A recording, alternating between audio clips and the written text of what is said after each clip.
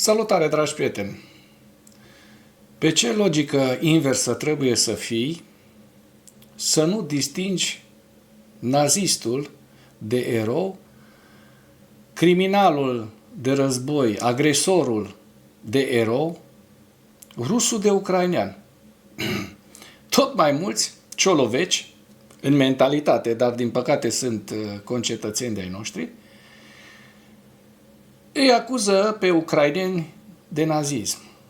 Deci aceeași placă zgâriată aud în fiecare zi. Dacă vă uitați în comentariile mele, puteți găsi atât pe pagina de Facebook, cât și pe pagina de YouTube, aceleași comentarii plăsmuite de către propaganda rusă, răstălmăcite și rumegate, așa aruncate în piață de către idioții utili ai Kremlinului, care aruncă tot felul de invective gen ucronazii, naziști ucraineni. Cât de prost trebuie să fii să nu știi nici măcar așa un picuț de istorie și să înțelegi că cel agresat este ucraineanul, iar agresorul este rusul. Că nazistul vremurilor noastre este omul de la Kremlin, nu omul de la Kiev. Nu mă aștept la o vindecare colectivă a imbecililor, dar mă aștept ca autoritățile române să ia măsuri măcar împotriva Șoșoacăi, care din nou s-a întâlnit la Soci cu exponența ai criminalilor de război ruși, cu Dimitri Medvedev, și se laudă cu treaba asta pe Facebook. În acest timp, atât Uniunea Europeană, unde nu e așa, această hazaică bolșevică Diana Șoșoacă este europarlamentar, deci în rândurile acestui for, acestei organizații de top din Europa, și, bineînțeles, fiind exponenta României, pentru că Șoșoacă este cetățean român, cetățeană română. Cu ea ne mândrim noi cel mai mult. Subiectele principale ale analizei noastre de astăzi sunt: Rusia a lansat un atac cu rachete asupra centrului orașului Balacleica, ucigând 3 persoane și rănind alte 10, inclusiv copii. Auzi, Șoșoacă. Șoșoaca mincinoasa, trădătoarea. Nu știu, autoritățile române ar trebui să facă ceva. Dacă nu cele române, că sunt prea blege, atunci măcar cele europene ar trebui să o scoată din Parlamentul European. Știu că românii au retras, Parlamentul European i-a retras imunitatea Șoșoacăi și că s-a făcut un dosar în România, dar, nu știu, să circule așa liber și să te întâlnești cu dușmanul, nu doar a României, ci a Uniunii Europene, și să te lauzi cu treaba asta, asta pentru mine este un lucru de neimaginat. Și mai vreau să mai spun un singur lucru. Eu cred că în relația cu Rusia, toți cei care atacă România și lumea liberă, Europa, Statele Unite ale Americii, mă rog, toți cei care atacă pe față și fac jocurile Kremlinului ar trebui tratați după model rusesc, nu? Pentru că dacă tot glorifică ei Rusia, de ce să nu primească un răspuns adecvat celui rusesc? Nu spun să-i bagi în cafeluța Șoșoacăi, Novicioc sau alte asemenea, sau să o înveți să zboare și pe toți asemei ei. Nu. Vreau doar să văd că sunt stopați să mai apară pe Facebook, de exemplu, pentru că pe Facebook a pus poze și s-a lăudat.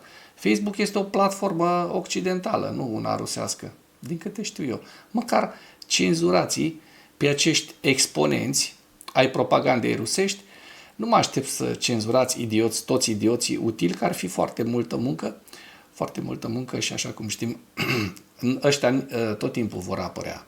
Idioții utili tot timpul se vor naște, noi și noi idioți utili, așa că ăștia sunt direct, ca să zic, numărul lor crește direct cu analfabetismul din România și cu Noi știm foarte bine că un om care nu înțelege diferența între bine și rău, între nazist și erou, între agresor și victimă, înseamnă că ăștia sunt cu logica pe invers și nu ne așteptăm nimic la ei. Dar măcar ăștia, Șoșoacă, Simion și toți cei care fac jocurile Moscovei ar trebui cumva scoși din priză pe online.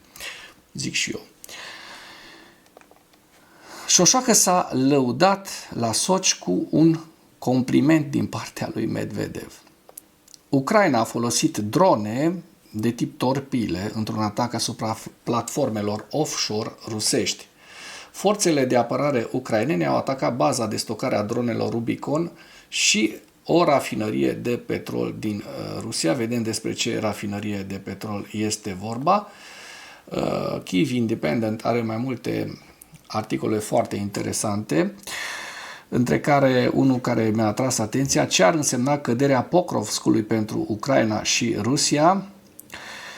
Trump afirmă că legislatorii americani elaborează un proiect de lege privind sancțiunile care vizează țările care fac afaceri cu Rusia, asta pe data de 16 noiembrie, apărând Trump însuși să spună aceste lucruri. Știm că și noi trebuie să ne mișcăm foarte repede cu Lukoil. Deocamdată am văzut doar speculații, nu știm ce se va întâmpla cu compania Lukoil, dar să trecem la aceste subiecte, să nu mai lungim. Rusia a lansat un atac cu rachete asupra centrului orașului Balakleika, ucigând 3 persoane și rănind alte 10, între care și copii. Vitali Karabanov, care este șeful regiunii Balakleika, spune că rușii au lansat 2 atacuri cu rachete asupra clădirilor rezidențiale din centrul orașului. Informațiile despre victime sunt în curs de clarificare. Toate serviciile de intervenție în caz de urgență lucrează la fața locului. La orele 4 dimineața, Karabanov a raportat că, conform datelor preliminare, 3 persoane au murit, alte 10 au fost rănite, inclusiv copii născuți între anii 2007 și 2011. Deci, 3 adolescenți. 9 dintre răniți au fost spitalizați, iar o persoană primește tratament ambulatoriu. Și vedem imaginile cu ce fac rușii în Ucraina, da? Vedem aceste imagini și mulți români știm că nu cunosc și nu fac diferența, între care și Diana Șoșoacă, care se laudă cu un compliment din partea unui criminal de război, Dmitri Medvedev. Diana Șoșoacă, europarlamentar, aș adăuga eu, și hazaică bolșevică, s-a întâlnit sâmbătă la Sochi cu vicepreședintele Consiliului de Securitate a Rusiei, Dmitri Medvedev, și a discutat cu acesta. Articol scris de mine, așa că scuzați-mi epitetele. Potrivit hazaicei bolșevice, aceasta a participat la o întâlnire la nivel înalt, cu ușile închise, cu Medvedev, în cadrul căreia au discutat despre principalele conflicte care au avut loc la nivel global.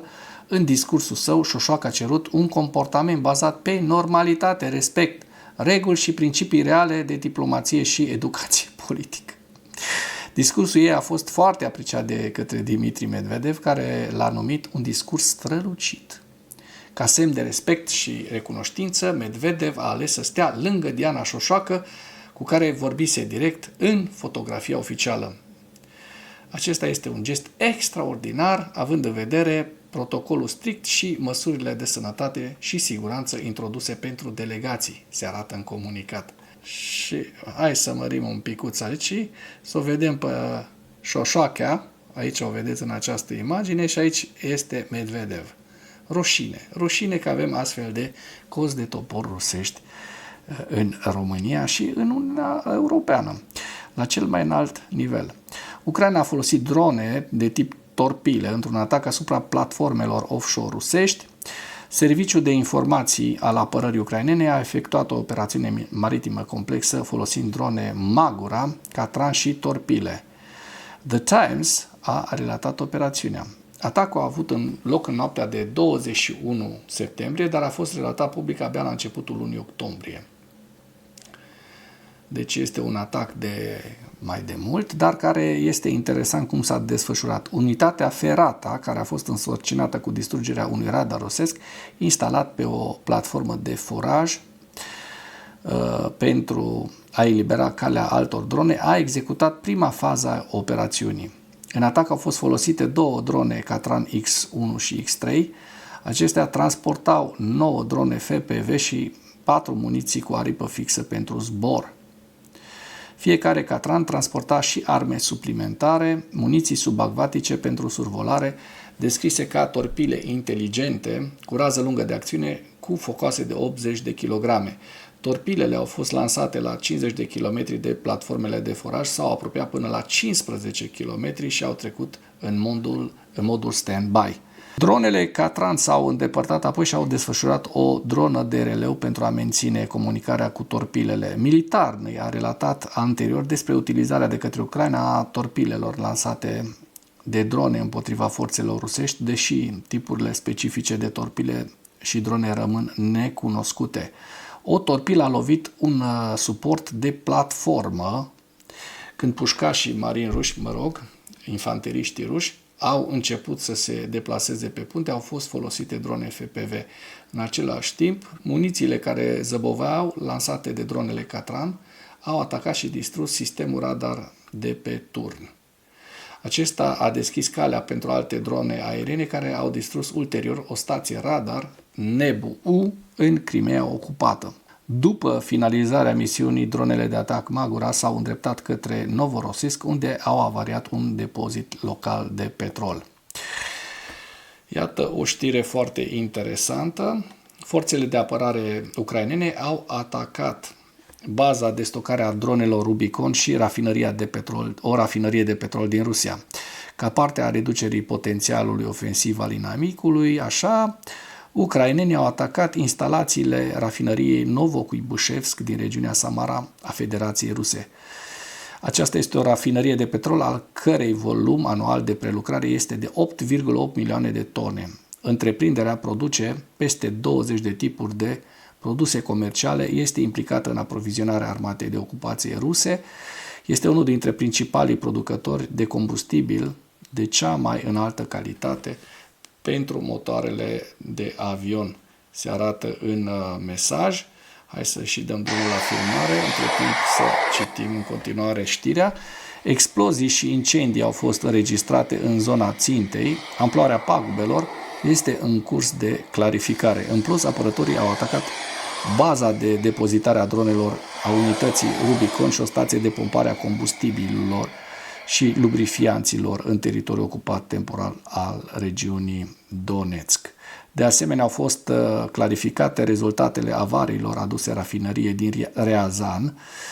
Au avut loc niște avarii la uzinele de procesare a petrolului Elouf AT4, AVT4 și AVT6, un rezervor cu produse petroliere și un pasaj superior al conductei, a menționat statul major general al forțelor armate ucrainene.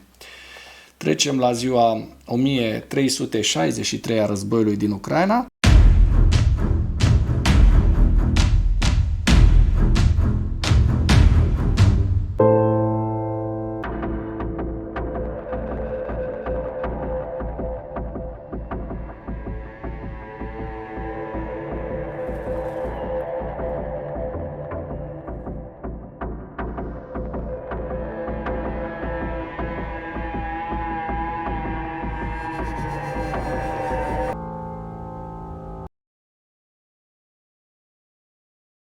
Și vedem că pierderile rusești au crescut față de ieri. Asta înseamnă o intensificare a operațiunilor în prima linie, peste 1160 de militari ruși, 2 tancuri, 3 vehicule blindate de luptă, 17 piese de artilerie, un lansator de rachete, 2 mijloace de apărare antiaeriană și 213 drone rusești au reușit să neutralizeze ucrainenii în ultimele 24 de ore. Ce ar însemna căderea Pokrovskului pentru Ucraina și Rusia? Un articol foarte interesant. O să vă las link în comentarii, că deja ne-am lungit foarte mult pe aceste subiecte. De asemenea, o dilemă cehă Programul ucrainean de muniții este în impas, în timp ce coaliția populistă preia puterea la Praga. Vom vedea dacă programul acela cu proiectilele, cu peste 5 milioane de proiectile, au început cu 1 milion și au ajuns deja la vreo 5 milioane de proiectile, programul cehesc pentru Ucraina va mai continua sau nu după ce a fost ales acel Ciolovec, nici nu mai știu cum îl cheamă, de către poporul ceh. Asta vrem, asta primim.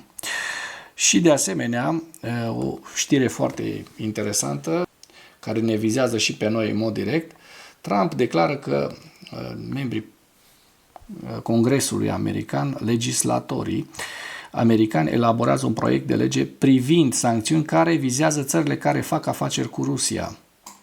Și vedem în această imagine pe Trump, care a vorbit pe data de 16 noiembrie, înainte de îmbarcarea în Air Force One, spunând că republicanii din Congres pregătesc o legislație care ar impune sancțiuni oricărei țări care face afaceri cu Rusia. Și Ungariei, care a cerut dispensă, sau Ungaria a primit un an de zile dispensă și restul proștii trebuie să rezolve repede problema, că așa vrea Trump. Și eu sunt de acord să o rezolve, dar să nu dea la nimeni dispensă. Pentru că dacă dai la Ungaria, o să ceară și Slovacia, o să ceară și Cehia, apoi o să ceară și România și apoi nu o să mai fie nicio sancțiune împotriva petrolului rusesc. Orice țară care face afaceri cu Rusia va fi sancționată foarte sever, a declarat Trump reporterilor din Palm Beach, Florida. El a adăugat că Iranul ar putea fi de asemenea inclus în nou pachet de sancțiuni. Viitoarea legislație se va baza pe o serie de acțiuni întreprinse de administrația Trump în ultimele luni. În octombrie, administrația a anunțat primele sancțiuni împotriva Moscovei, vizând cele mai mari două companii petroliere din Rusia, Rosneft și Lukoil, împreună cu filialele acestora. Avem și noi 20% din producția și distribuția de petrol în România în mâinile Lukoilului. Mulțumim guvernelor PSD dinainte care au făcut posibil acest lucru. Cel mai recent însă, Departamentul Trezoreriei de Stat a SUA a amânat sancțiunile împotriva Lukoil, inițial programate să intre în vigoare pe 21 noiembrie, pentru a-i permite companiei timp să-și vândă activele străine. La începutul acestui an, Washingtonul a impus de asemenea tarife de 50% Indiei, unul dintre cei mai mari importatori de petrol rusesc, invocând achiziții continue ale celor din New Delhi, în ciuda avertizmentelor că ar putea urma sancțiuni secundare dacă Moscova nu reușește să promoveze eforturile de pace din Ucraina. Trump nu a oferit detalii suplimentare despre legislația privind sancțiunile aflate în curs de elaborare, dar a spus că Iranul s-ar putea număra printre ținte. Da. Hai să vedem dacă cei de la Deep State n-au actualizat hărțile. Nu, vedem că avem dat pe data de 15 și noi suntem în 17. Pe 15 vi le-am prezentat. Nu o să repetăm aceleași informații de ieri. Trecem la evaluarea campaniei ofensive rusești la data de 16 noiembrie, în viziunea analiștilor Institutului pentru Studiul Războiului, cu principalele știri, informații. Forțele ruse încearcă să finalizeze încercuirea forțelor ucrainene în Pokrovsk și Mârnograd. Deocamdată știm că ucrainenii au reușit să reziste eroic și totuși eu zic că hărțile celor de la Deep State sunt mai relevante, în sensul în care acestea sunt foarte multe zone gri care apar cu galben, zone disputate. Nu cred că se întind chiar așa de departe în Pokrovsk rușii, dar vom vedea cine are dreptate, Deep State sau cei de la Institutul pentru Studiul Războiului, care ne arată aici un coridor foarte, foarte îngust care i-au mai rămas ucrainenilor. Acestea, așa cum vă spuneam, cu galben sunt zone disputate, deci cu roșu sau cu, roz sunt pozițiile rusești, așa că încercuirea este destul de departe încă de a fi realizată. Situația din direcția Huaiopolului rămâne foarte gravă, deoarece forțele ruse continuă să avanseze și să mențină operațiuni ofensive intensificate. Și vedem în estul Zaporojie, da? această zonă, care este destul de disputată în momentul de față, forțele ucrainene raportează că resping cu succes eforturile rusești de a cuceri Kupianskul. Aceste rapoarte sunt în general în concordanță cu evaluările Institutului pentru Studiul Războiului. Kremlinul a folosit un interviu cu Victor Medvedchuk, fost deputat ucrainean al Radei Supreme afiliat Kremlinului, pentru a reitera obiectivul Rusiei de a absorbi întreaga Ucraina în Rusia, posibil sub controlul lui Medvedchuk însuși. Declarațiile lui Medvedchuk sunt în concordanță cu evaluările Institutului pentru Studiul Războiului, conform cărora Rusia își propune să absoarbă întreaga Ucraina și cu declarațiile președintelui american Donald Trump, conform cărora Putin o vrea pe toată Ucraina, așa cum s-a exprimat. Forțele ruse continuă să încurajeze crimele de război împotriva militarilor și civililor ucraineni pe câmpul de luptă. Nu mai spun, am spus astăzi, cei care susțin că ucrainenii sunt naziștii, sunt proști. Sau, să zic imbecili, ignoranți. Hai să nu îi jignim, să zicem ignoranți, putinei, idioți utili ai Kremlinului. Da? Da, eu zic că sunt și de rea credință mulți dintre ei, că nu toți sunt proști. Sunt și mulți oameni răi, care nu vor în continuare Ucraina să fie victima Rusiei. Forțele ruse au avansat recent lângă Hoaiopole și în zona tactică Kostiantinivka-Drujivka, deci nu se specifică deocamdată de avansuri la Pokrovsk. Astea sunt niște lucruri bune, înseamnă că acolo cât de cât frontul este stabilizat. La final vă prezint hărțile Institutului pentru Studiul Războiului la data de 16 noiembrie cu regiunea Sumă, Harkiv, Lugansk, Borova-Lăman, Donetsk, Kostiantinivka-Drujivka, Zaporojie și Herson. Și cu acest ultim detaliu închei materialul nostru de astăzi cu îndemnul. Dacă ați găsit informații utile în acest videoclip, nu ezitați să-l distribuiți pentru a ajunge la cât mai multă lume. Mulțumesc mult!